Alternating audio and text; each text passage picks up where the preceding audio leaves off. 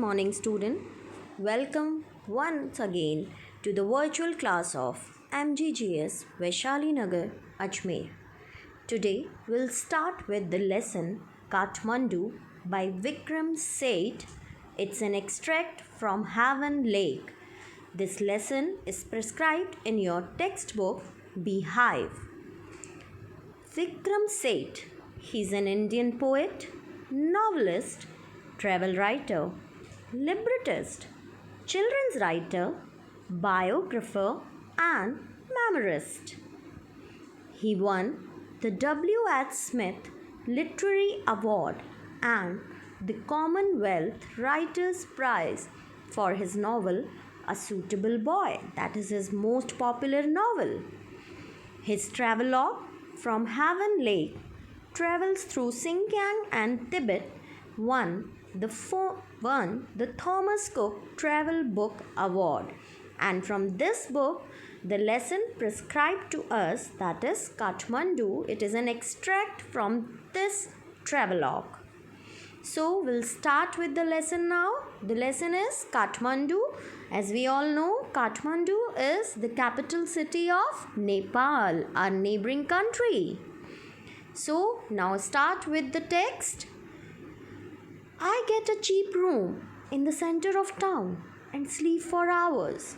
The next morning, with Mr. Shah's son and nephew, I visit the two temples in Kathmandu that are most sacred to Hindus and Buddhists.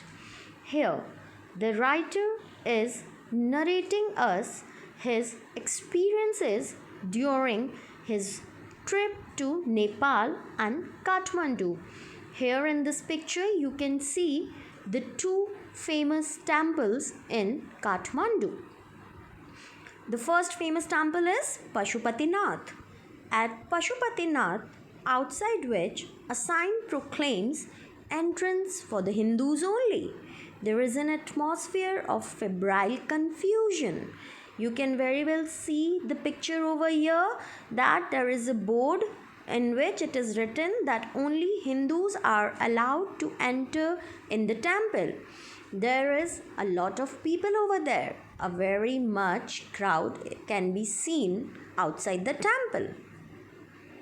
Priests, hawkers, devotees, tourists, cows, monkeys, pigeons, and dogs roam through the ground. Not only human beings, but also the animals can be seen outside the temple. See, students, the pictures of all the things are given. We offer a few flowers. There are so many worshippers that some people trying to get the priest attention are elbowed aside by others pushing their way to the front. Everybody wants to visit the temple. Everybody wants to have a nice and clear darshans of their God. So everybody is pushing another person so that they can find an entry in the temple. You can see the picture of the picture inside the temple in this. A princess of the Nepalese royal house appears. Everyone bows and makes way. Then suddenly, the princess of the Nepalese royal house comes there and everyone bows her. By the main gate, a party of saffron-clad Westerners struggle for permission to enter. Even many people from European countries came there to visit the temple. The policeman is not convinced that they are the Hindus. Only Hindus are allowed to enter the temple. A fight breaks out between two monkeys. There, in the temple, only Hindus are permitted to go. So, the policemen over there, they check everybody, and when they get satisfied that yes, the person is Hindu, then only he is allowed to enter in the temple. Then the writers see a fight between two monkeys. One chases the other, who jumps onto a shivling, then runs screaming around the temples and down to the river, the holy Bagmati that flows below. The monkeys who were fighting over there, they jump on to a shivling and then they went towards the river which flows beside the temple, and the name of the river is Holy Bagmati. A corpse is being cremated on its banks. Washerwomen are at their work and children bathe. It is the main source of water in that area. That river is the main source of water in that area. Everything is being performed on the banks of that river, whether is it the cremation or any washerman or the bathing process. From a balcony, a basket of flowers and leaves, old offerings now wilted, is dropped into the river. A small shrine half protrudes from the stone platform on the river bank. You can offer flowers and leaves to the river. People worship the river. They found that river holy. When it emerges fully, the goddess inside will escape and the evil period of the Kali Yuga will end on earth. There is a tale related to that river, that there is a shrine inside the river, and when the shrine will emerge fully outside the river, then the goddess inside that shrine will escape from that, and then the evil period of Kali Yuga will end on the earth.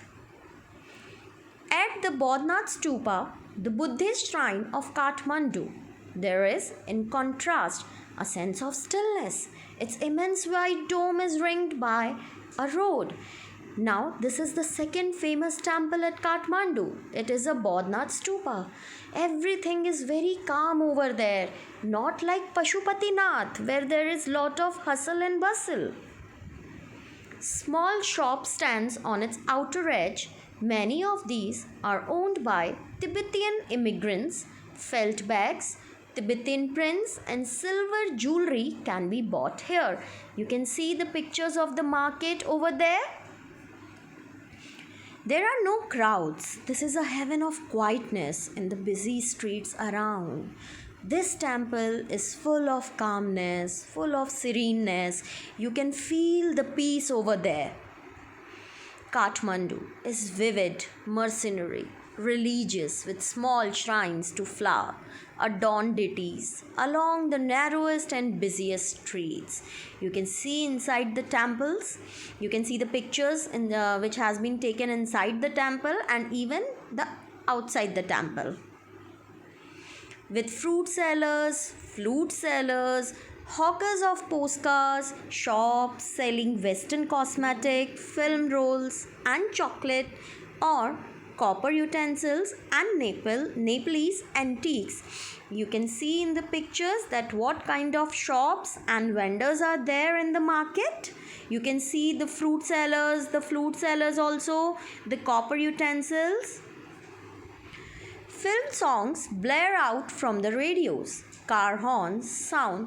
Bicycle bells ring. Stray cows look questioningly at motorcycles. Vendors shout out their wares. This is the daily routine scenario of Kathmandu, that how the roads look at the daytime. I indulge myself mindlessly by a bar of marzipan, a corn on the cob, roasted in a charcoal brazier on the pavement, rubbed with salt, chili powder and lemon. The writer purchases a corn to eat. A couple of love story comics and even a Reader's Digest. All this I wash down with Coca-Cola and a nauseating orange drink and feels much the better for it. Now the writer relaxes for some time and takes some refreshment. I consider what route I should take back home. If I were propelled by enthusiasm for travel per se, I would go by bus and train to Patna, then sail up in the Ganges past Banaras to Allahabad, then up to Yamuna, past Agra to Delhi. Now the writer is thinking about his return tour, that how should he return to his country or to his city. He's planning something, that what route should he opt to go back to his city. But I am very exhausted and homesick. Today is the last day of August. Go home, I tell myself. Move directly towards home. But so he was very tired, so he decided to take up a flight. I enter a Nepal Airlines office and buy a ticket for tomorrow's flight. He took up his ticket from Nepal Airlines. I look at the fruit seller standing in a corner of the square near the hotel, and when he went up to his hotel, there he saw a flute seller. In his hand is a pole with an attachment at the top from which 50 or 60 basuris protrude in all directions like the quills of a porcupine. As you can see in this picture, students, that these flutes, or in Hindi we call them basuris, they are arranged in a manner as if they are the pines of a porcupine. They are of bamboo. There are cross flutes and recorders. From time to time, he stands the pole on the ground, selects a flute and plays for a few minutes. The flute seller also plays the flute so that the people get attracted towards him and buy the flute from him. The sound rises clearly above the noise of the traffic and the hawker's cries. He plays slowly, meditatively, without excessive display. He does not shout out his verse, and the sound of the flute is so melodious, it's so soothing, it's attracting the people out there to go to the fruit seller. Occasionally, he makes a sale, but in a curiously off-handed way, as if this were incidental to his enterprise. Now, sometimes he cried out for the sale also. Sometimes he breaks off playing to talk to the fruit seller. I imagine that this has been the pattern of his life for years. He also talks to the fruit sellers who is standing by him. Maybe this is the daily routine from many years. I find it difficult to tear myself away from the squire. Flute music always does this to me. It is at once the most universal and most particular of sounds.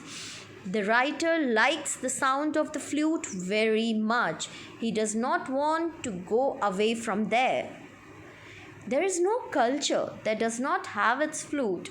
The reedney, the recorder, the Japanese, shakuchi. In every culture there is a kind of a flute. Now in this picture you can see the various kinds of flutes. The deep bansuri of Hindustani classical music and the clear or breathy flutes of South America, the high-pitched Chinese flutes. Variety of flutes are there in the world. Each has its specific fingering and compass. It weaves its own association. See, in this, the picture of Lord Krishna is given with the flute in his hand. Yet, to hear any flute is, it seems to me, to be drawn into the commonality of all mankind, to be moved by music, close it in its phrases and sentences to the human voice. The sound of the flute reminds him of the commonness of human beings in this world. Its motive force too is living breath. It too needs to pause and breathe before it can go on. That I can be so affected by a few familiar phrases on the bansuri surprises me at first.